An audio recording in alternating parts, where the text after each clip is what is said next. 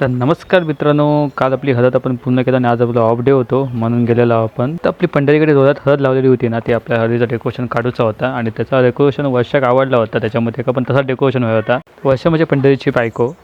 आम्ही पण तिकडे खूप जोरदार पाऊस लागला वळत आणि सगळं आमचं सामान बाहेर ठेवलं नाही होतं त्यांनी. त्यांना पण नाही माहिती, त्या सगळा भिजला. थोडासा उन्हात त्या सुकवला आणि त्या घेऊन गेला आपण नरमवाडीत. लोह्यातच होता त्याच्यामध्ये त्याच्यातही घेऊन गेला. टेम्पो केला, टेम्पो सगळा घातला आणि ते गेला. आणि आपलं मामाचं घर आहे बघा पाठीमागे. आणि बघा इकडे हे पण सुकवला, सुकत ठेवलं सगळं. सकाळी सारवलेला होता, मध्ये सारवायचा काय उपयोग नाही. सगळं पाणी झालं, सगळं चिखल झालं. आम्हाला आपण देरी घरपोचची फेम त्यांना लावल्या.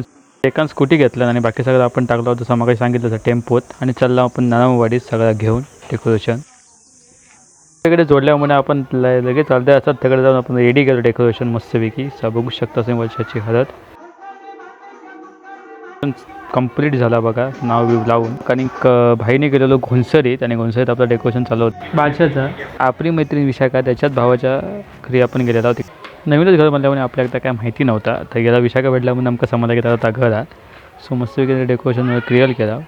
मी आणि भाईने जरा ट्राय केला कसा होता आता बघू. तर बघा रुद्र नाव त्याचा. सो आपण त्याला ओपनिंग केलं. पाचशे तुम्हाला कसा वाटलं डेकोरेशन नक्कीच सांगा आणि हवं असं तर नक्की मला मेसेज करा.